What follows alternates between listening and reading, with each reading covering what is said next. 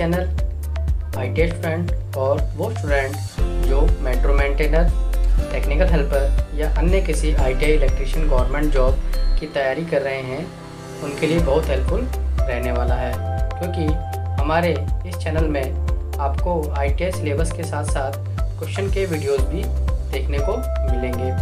तो जल्दी से जल्दी चैनल को सब्सक्राइब करें और बेल आइकन को ऑन करें ताकि अगले आने वाले वीडियोस की जानकारी आपको सबसे पहले। Good morning everyone. आज अपन पढ़ते हैं नियॉन लैंप के बारे में। ठीक है, अपन ने जो भी थे 2 प्रकार के लैंप पढ़ लिए, कंप्लीट हो गए। आज अपना तीसरा कौन सा लैंप है? Neon lamp. तो देखो नियॉन लैंप में क्या होता है, आपने देखा होगा नियॉन लैंप होता क्या है। सबसे पहले तो वो देखो, नियॉन लैंप जो होता है वो जैसे अपने एक इंडिकेटर की भांति जो काम में ले जाता है, यानी जो विद्युत की उपस्थिति दर्शाने के लिए लगाया जाता है जो भी बल्ब, ठीक है, वो अपना होता है नियॉन लैंप। ठीक है, और इसको नियॉन लैंप बोलते इसी प्रकार से हैं कि इसमें क्या होता है, नियॉन गैस भरी जाती है, इसलिए इसको कौन सा प्रकार नाम पड़ जाता है, नियॉन लैंप नाम पड़ जाता है। ठीक है, अब इसमें देखो क्या क्या होता है। सबसे पहले बताया इसमें कि इसमें कांच का बल्ब होता है। ठीक है, जो भी होता है वो बाहर का जो आवरण होता है, बॉडी होती है, वो किसकी बनाई जाती है? कांच के बल्ब की बनाई जाती है। ठीक है, फिर क्या होता है, उसके अंदर 2 इलेक्ट्रोड होते हैं। कितने इलेक्ट्रोड होते हैं? 2 इलेक्ट्रोड होते हैं। और उसमें क्या होता है, 10 mm दाब पर क्या भरी जाती है? नियॉन गैस भरी जाती है। कितने mm दाब पर गैस भरी जाती है? 10 mm दाब पर गैस भरी जाती है, ये ध्यान रखना। और कितने इलेक्ट्रोड होते हैं? 2 इलेक्ट्रोड होते हैं। कौन सी गैस भरी जाती है 10 mm दाब पर? नियॉन गैस भरी जाती है। और नियॉन लैंप के एक इलेक्ट्रोड के श्रेणी क्रम में उच्च प्रतिरोधक प्रयोग करते हैं। जो भी ये नियॉन लैंप होता है, ठीक है, उसका जो 2 इलेक्ट्रोड होते हैं, 2 इलेक्ट्रोड कौन कौन से हो जाते हैं? जैसे एक तो ये इलेक्ट्रोड हो गया, दूसरा इलेक्ट्रोड ये हो गया। तो यहाँ जो होता है एक श्रेणी क्रम में क्या जोड़ दिया जाता है, एक प्रकार का प्रतिरोधक, इस तरीके से जोड़ के ऐसे सर्किट बना दिया जाता है। ठीक है, इस तरीके से क्या कर दिया जाता है, उसका सर्किट बना दिया जाता है। ये यहाँ जोड़ा जाता है श्रेणी क्रम में एक इलेक्ट्रोड। ठीक है, एक इलेक्ट्रोड के श्रेणी क्रम में जोड़ के तैयार किया जाता है। अब देखो दूसरी चीज़ ये क्या होता है, ये प्रतिरोधक 220 वोल्ट AC को कितनी वोल्टेज में परिवर्तित करता है? 110 वोल्टेज AC तक घटाता है। ये लैंप के कोल्ड कैथोड प्रकार का लैंप होता है। इसमें देखो क्या होता है, अब जो ये अपन प्रतिरोधक प्रयोग करते हैं, उच्च प्रतिरोधक यानी 2 किलो ओम का, 2 किलो ओम से अधिक, 2 किलो ओम से कम नहीं होना चाहिए, वो 2 किलो ओम से अधिक रेंज का होना चाहिए। ठीक है, अब उसकी क्षमता देखो 2 किलो ओम से अधिक हो गई, इसीलिए वो क्या करता है कि वोल्टेज को घटाता है। कितनी वोल्टेज तक करता है? 220 वोल्ट AC को कितनी वोल्टेज को परिवर्तित करता है? 110 वोल्टेज तक घटाता है। ठीक है, और ये लैंप क्या होता है कि ये कोल्ड कैथोड प्रकार का लैंप होता है, क्योंकि इसके जो फिलामेंट होते हैं वो फिलामेंट क्या होते हैं, ठंडी अवस्था में कार्य करते हैं। जैसे ये 2 फिलामेंट हो गए, जैसे यहाँ अपन जो भी जोड़ते हैं ना, ठीक है, अब ये यहाँ फिलामेंट होते हैं दोनों के, इन फिलामेंटों की, ये फिलामेंट क्या होते हैं, ठंडी अवस्था में कार्य करते हैं, इसलिए इसको क्या कहते हैं अपन? कोल्ड कैथोड लैंप बोलते हैं। ठीक है, अब देखो इसी में आगे क्या होता है, इंडिकेटर प्रकार के नियॉन लैंप की वाटेज कितनी रखी जाती है? 0.5 वाटेज रखी जाती है। ठीक है, ये चीज़ मोस्ट है कि इंडिकेटर प्रकार का जो भी नियॉन लैंप होता है उसकी वाटेज कितनी होती है? 0.5 वाटेज रखी जाती है। ये छोटे आकार का होता है, बहुत ही छोटे आकार का होता है। ये आपने देखा होगा कि जो आपका एक इंडिकेटर की बात कार्य में लेते हैं, जैसे फेज की उपस्थिति दर्शाने के लिए आपका जो टेस्टर होता है, उसी टेस्टर में भी एक बल्ब काम में ले जाता है, वो भी वही होता है। ठीक है, इसी तरीके से क्या होता है, उसकी जो आकार होता है बहुत ही छोटा रखा जाता है, 0.5 वाटेज उसकी रखी जाती है। ठीक है, और इसकी एक लीड के श्रेणी क्रम में क्या जोड़ा जाता है? उच्च प्रतिरोधक जोड़ा जाता है। जैसे अगर छोटा प्रकार का अपन काम में लेते हैं तो छोटे में भी क्या किया जाता है, एक लीड होती है, उस लीड में क्या किया जाता है कि छोटा श्रेणी क्रम में क्या किया जाता है, उच्च प्रतिरोधक, वो कितने ओम का? 10 किलो ओम से अधिक बाह्य संयोजित किया जाता है, बाहर की तरफ संयोजित करते हैं। अब ये जो एक वोल्टेजों का ठहरा था 220 वोल्टेज से 110 वोल्टेज का ठहरा था, वो तो क्या करते हैं कि उसी के अंदर संयोजित कर दिया जाता है। ठीक है, जैसे मान के चलो ये है फिलामेंट, 2 फिलामेंट जैसे इस तरीके से यहाँ आ गए। ठीक है, उनमें अंतर इतना रखा जाता है, मैं बताऊंगा आपको डायग्राम में। इस तरीके से रखते हैं तो यहाँ क्या करते हैं, इस तरीके से ऐसे एक संयोजित करते हैं, ऐसे काम लेते हैं, ठीक है। इसके भी बाहर की तरफ जैसे अपन को सप्लाई देते हैं ना, ये सप्लाई देते हैं, सप्लाई देने से पहले एक संयोजित किया जाता है बाहर की तरफ प्रतिरोधक, वो कितने ओम का होता है, 10 किलो ओम से अधिक होता है, ठीक है। कितने ओम का होता है, 10 किलो ओम से अधिक ओम का होता है, जो बाहर की तरफ संयोजित किया जाता है। अब इसमें देखो ये इसका रंग कैसा होता है, ये लैंप लाल गुलाबी रंग उत्पन्न करता है और प्रकाश बहुत मंद होता है। प्रकाश बहुत ही मंद होता है, अपन को कोई दिखाई नहीं देता है, केवल और केवल जैसे दूर से अपन को उपस्थिति का पता चल जाता है कि वहाँ जैसे बल्ब जल तो रहा है, जैसे कोई लाइट आ रही है या नहीं आ रही है, ठीक है। जैसे मैंने पहले बताया कि विद्युत की उपस्थिति दर्शाने के लिए इसको अधिकतर काम में लिया जाता है इंडिकेटर की बाती, ठीक है। इस तरीके से अपन काम में लेते हैं। अब देखते हैं अपन इसके अनुप्रयोग कि कहाँ इसका प्रयोग करते हैं। इसका उपयोग विद्युत स्रोत की उपस्थिति दर्शाने के लिए तथा शयन कक्ष में नाइट लैम्प और सजावटी कार्यों में काम में लिया जाता है। ये सजावटी कार्य है यहाँ, ये कहाँ काम में लिया जाता है। इसका प्रयोग अधिकतर तो विद्युत स्रोत की उपस्थिति दर्शाने के लिए काम में लिया जाता है। उसके बाद से शयन कक्ष, सोने का जो भी कक्ष है, ठीक है, बेडरूम है, वहाँ क्या करते हैं अपन नाइट लैम्प काम में लेते हैं जो कम प्रकाश उत्पन्न करता है। और उसके बाद क्या करते हैं, सजावटी कार्य के लिए भी काम में लिया जाता है, ठीक है। अब कुछ मोस्ट एक टिप्पणी है जो देखो क्या है, टिप्पणी में क्या बताया गया है, ठीक है। बेडरूम है, वहाँ क्या करते हैं अपन नाइट लैम्प काम में लेते हैं जो कम प्रकाश उत्पन्न करता है। और उसके बाद क्या करते हैं, सजावटी कार्य के लिए भी काम में लिया जाता है, ठीक है। अब कुछ मोस्ट एक टिप्पणी है जो देखो क्या है, टिप्पणी में क्या बताया गया है, ये लैम्प डीसी पर कार्य कर सकता है लेकिन उसकी वोल्टेज कितनी होनी चाहिए, 150 वोल्टेज तक रहनी चाहिए। यानी कि ये लैम्प क्या होता है, डीसी पर कार्य नहीं करता है। और अगर अपने को करवाना है इसको डीसी में कार्य या डीसी पे काम में लेना है तो क्या करना पड़ेगा, उसकी वोल्टेज 150 वोल्टेज तक रखनी पड़ेगी, तभी ये डीसी पर कार्य कर पाएगा, ठीक है। इसके अलावा क्या होता है, ऋण इलेक्ट्रोड का आकार धन इलेक्ट्रोड के अपेक्षा क्या रखा जाता है, बड़ा रखा जाता है। जो भी ऋण इलेक्ट्रोड होगा उस ऋण का क्या होगा, ऋण इलेक्ट्रोड का आकार धन इलेक्ट्रोड की अपेक्षा क्या रखना पड़ेगा, बड़ा रखना पड़ेगा। जबकि रखते हैं बड़ा किसका है, धन का रखा जाता है, लेकिन यहाँ क्या करना पड़ेगा अपने को, ऋण इलेक्ट्रोड का आकार बड़ा रखना पड़ेगा, तभी ये क्या करेगा, काम कर पाएगा, ठीक है। तो ये टिप्पणी मोस्ट है, ये ध्यान रखना कि डीसी पर काम में नहीं लेते हैं और लेना है। और ये कह देता है आपको क्वेश्चन यही बनता है कि जैसे नियॉन लैम्प को मेरे को डीसी पे काम में लेना है तो कितनी वोल्टेज की आवश्यकता होगी, तो कितने वोल्टेज की होगी, 150 वोल्टेज की आवश्यकता पड़ेगी, ठीक है। और दूसरी चीज़ जैसे डीसी पर काम में लेने के लिए उसमें बल्ब में क्या परिवर्तित करना पड़ेगा, तो बल्ब में परिवर्तित यही करना पड़ेगा कि ऋण इलेक्ट्रोड का आकार बड़ा रखना पड़ेगा धन इलेक्ट्रोड की अपेक्षा, ठीक है। ये 2 क्वेश्चन बनते हैं यहाँ से इस टिप्पणी से, ठीक है। अब ये देखो मैं आपके पास सामने डायग्राम बता देता हूँ। ये क्या होता है, छोटा सा आगे एक नियॉन लैम्प होता है, ठीक है।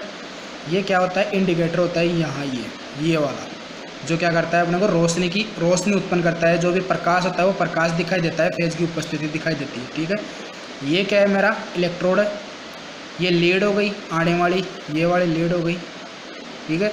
ये प्रतिरोधक काम में लेगी, ये बल्ब के अंदर काम में ले रहे प्रतिरोध, तो इसकी क्षमता कितनी होनी चाहिए, 2 किलो ओम से अधिक होनी चाहिए, ठीक है। 10 किलो ओम से अधिक वाली क्या की जाती है, यहाँ से सप्लाई के बाहर संयोजित करके फिर सप्लाई दी जाती है, वो बाह्य संयोजित होता है। और उसकी क्षमता कितनी बताई गई थी, 10 किलो ओम से अधिक बताई गई थी। इसकी क्षमता 2 किलो ओम से अधिक होती है।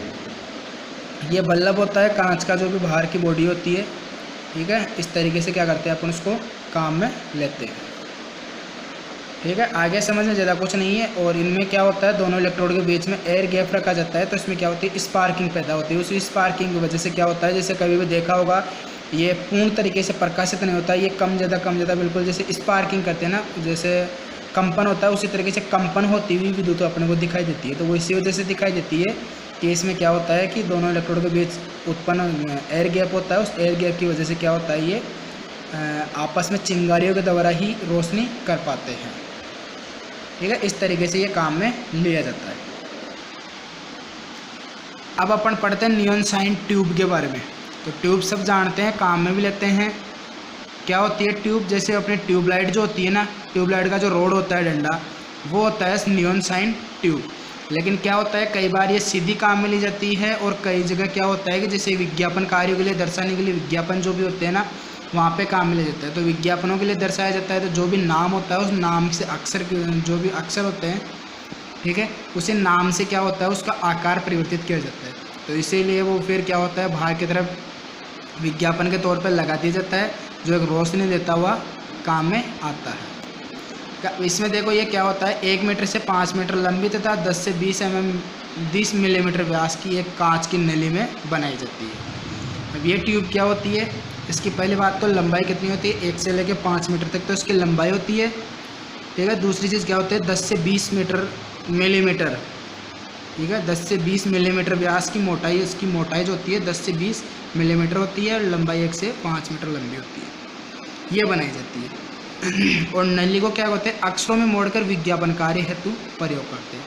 आ गया, इसी नली को क्या करते हैं कि अक्षरों में मोड़कर क्या किया जाता है, विज्ञापन कार्य के लिए प्रयोग में लिया जाता है, ठीक है। अब आगे देखो, नली के दोनों सिरों पर एक एक बेलनाकार इलेक्ट्रोड स्थापित किया जाता है। यानी ये मान के चलो ये नली है, यहाँ जो ये होता है इलेक्ट्रोड, यहीं लगाया जाता है इलेक्ट्रोड, ठीक है। यहाँ जो इलेक्ट्रोड लगाया जाता है वो जो इलेक्ट्रोड होता है वो कौन सा होता है, बेलनाकार होता है, बेलन के आकार का। इसी तरीके का होता है, सीधा नहीं होता। चाहिए आकार कैसे दे लो, जैसे इस तरीके से दे लो, ठीक है। इस ट्यूब को इस तरीके से मैंने लिख दिया, इस तरीके से मैंने लिख दिया ट्यूब को, लेकिन होता क्या है इसमें, ये जो होता है इलेक्ट्रोड, वो इलेक्ट्रोड क्या होता है, बेलनाकार ही होता है, ठीक है। और दूसरी चीज़ देखो, इलेक्ट्रोड क्या होता है, स्थापित किया जाता है एक एक बेलनाकार। और दूसरी चीज़ क्या होता है, और इलेक्ट्रोड ठंडी अवस्था में कार्य करता है। ये जो इलेक्ट्रोड होता है यहाँ, ये क्या करता है, ठंडी अवस्था में कार्य करता है, ठंडा होकर ही काम करता है। इसीलिए क्या कहते हैं, इसलिए इसे कोल्ड कैथोड ट्यूब कहते हैं, ठीक है। ये ध्यान रखना कि कोल्ड कैथोड ट्यूब कहते हैं किसे, या कोल्ड कैथोड कहते हैं किसे। जो ठंडी अवस्था में कार्य करेगा, कोल्ड का मतलब ठंडा होता है, जो ठंडी अवस्था में कार्य करता है उसे कोल्ड कैथोड ट्यूब कहते हैं, ठीक है। तो देखो क्या होता है इसमें, नली के दोनों सिरों पर सबसे पहले एक एक बेलनाकार इलेक्ट्रोड स्थापित करते हैं। दूसरी चीज़ क्या करते हैं फिर, और इलेक्ट्रोड ठंडी अवस्था में कार्य करता है, इसीलिए क्या कहते हैं, इसे कोल्ड कैथोड ट्यूब कहते हैं। ट्यूब में क्या किया जाता है, पहले निर्वात उत्पन्न करते हैं और बाद में उसे 20 mm दाब पर क्या कर देते हैं, नियॉन आदि गैस भर कर क्या कर देते हैं, उसको सील कर देते हैं। यानी यहाँ से क्या करते हैं, अपन गैस भरते हैं, 20 mm वायुमंडलीय दाब पर भरते हैं, नियॉन गैस भरकर क्या कर देते हैं, दोनों फिलामेंटों को क्या कर देते हैं, सील कर दिया जाता है यहाँ से, ठीक है। सील करके क्या कर देते हैं, उसको पैक कर दिया जाता है, ठीक है। अब देखो इसमें क्या होता है, इसकी कुछ क्षमता होती है, वो देखो क्या होती है। नियॉन साइन ट्यूब के लिए अर्थ तथा मुख्य संयोजन के बीच अधिकतम कितनी 5000 वोल्टेज अनुमन्य होती है।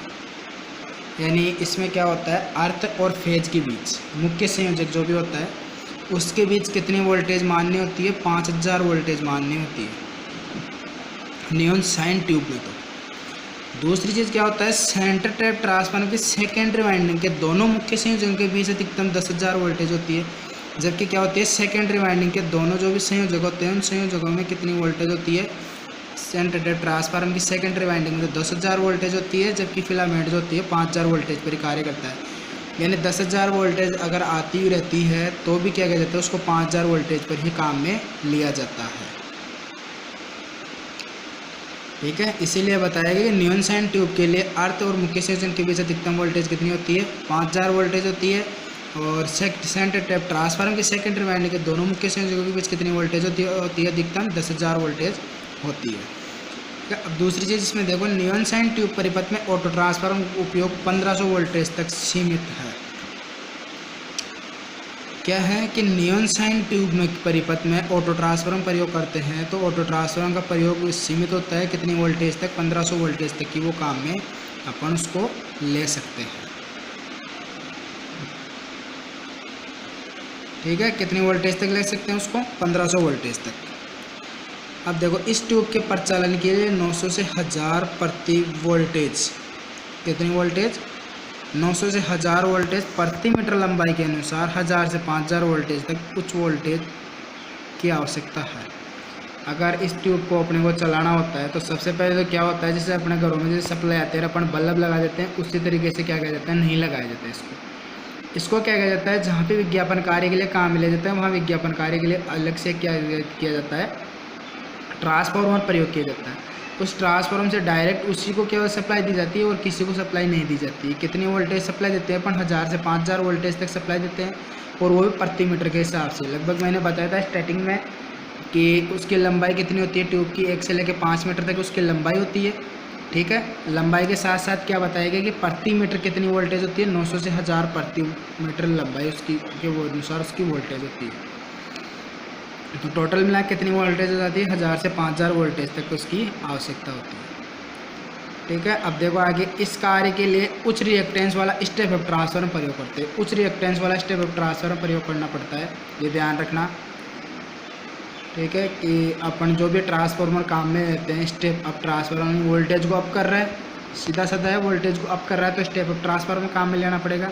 या आप step up down, step auto transformer, ये सब जब ट्रांसफार्मर वाला चैप्टर आएगा आगे नेक्स्ट, उसी में बताया जाएगा, आपको डिटेल से पढ़ाया जाएगा कि होते क्या क्या है, किस तरीके से काम करते हैं, क्यों कहते हैं, इनका नाम क्यों पढ़ाइए।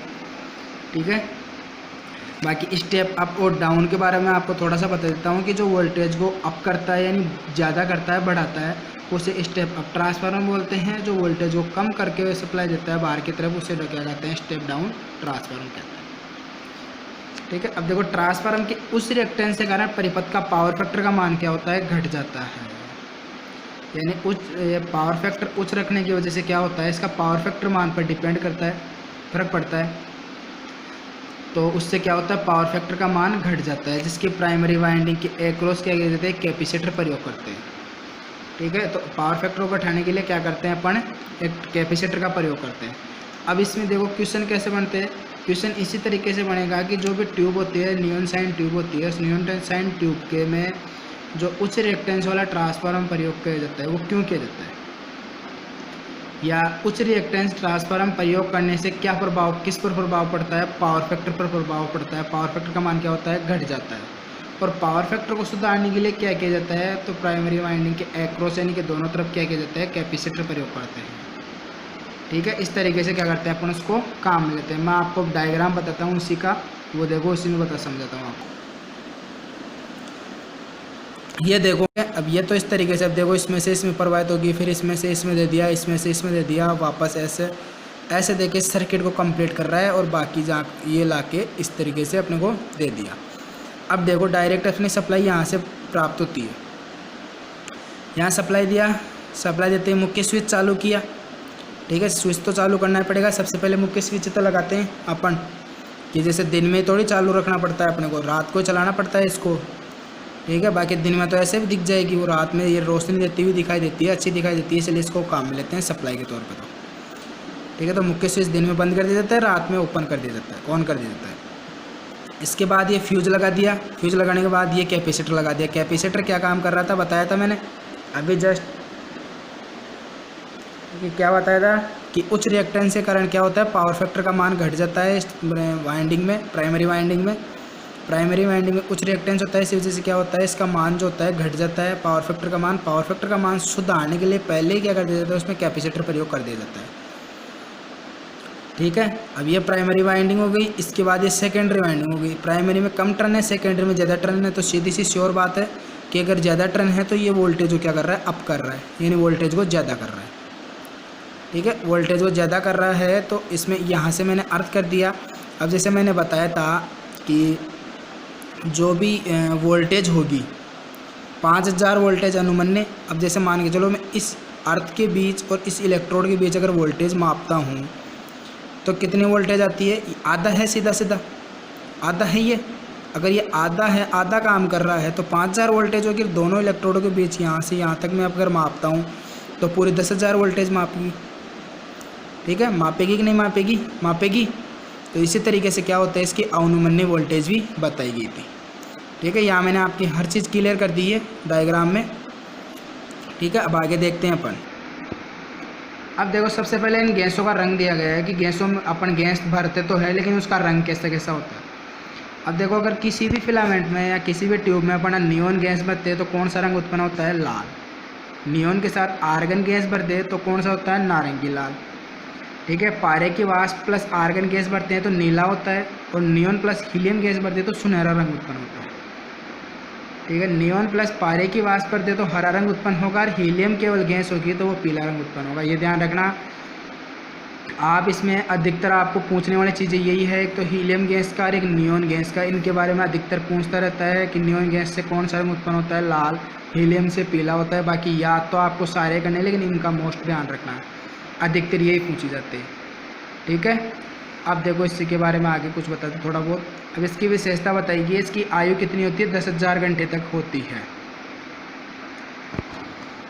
विशेषता में क्या बताया गया? इसकी आयु कितनी होती है? 10,000 घंटे तक होती है। अनुप्रयोग कहाँ करते हैं? इसका उपयोग विज्ञापन कार्य में मुख्य रूप से करते हैं। कहाँ में ले जाते हैं इसको? विज्ञापन कार्य में लिया जाता है। अब इसका लाभ देखो, लाभ क्या होता है? सबसे पहला लाभ क्या है? इसकी ल्यूमन प्रति वाट प्रदर्शन क्षमता उत्तम होती है। सबसे पहले तो क्या होती है कि इसकी जो रोशनी होती है अच्छी खासी दूर से ही दिखाई देती है, तो इसकी क्या होगी? ल्यूमन प्रति वाट जो प्रदर्शन क्षमता होती है वो उत्तम होती है, अच्छी होती है। तभी तो इसको क्या किया जाता है? विज्ञापन कार्य के तौर पे काम में लिया जाता है। ठीक है, अब देखो दूसरा पॉइंट, एयरपोर्ट रनवे पर फ्लाइट की लैंडिंग के समय क्या जाता है? रोशनी प्रदान करने के लिए एलईडी से अधिक विश्वसनीय है। ये रेड लाल कलर की सी होती है। तो ये क्या होता है, जैसे जो भी फ्लाइट को उड़ाया जाता है जिस टाइम से या उतारा जाता है, तब उसको अच्छे तरीके से रास्ता बताने के लिए या अब आपको फ्लाई ओवर करना है, ये सब बताने के लिए किया जाता है।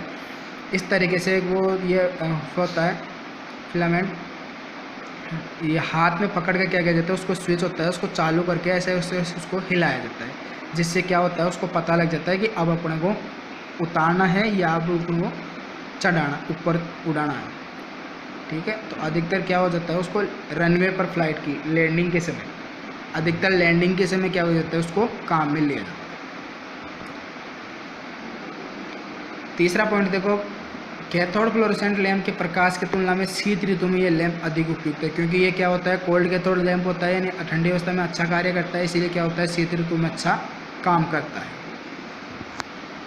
अब हानि देखो, इसकी एक हानि बताएगी, ये जो मोस्ट है वो मैं आपको बता देता हूँ।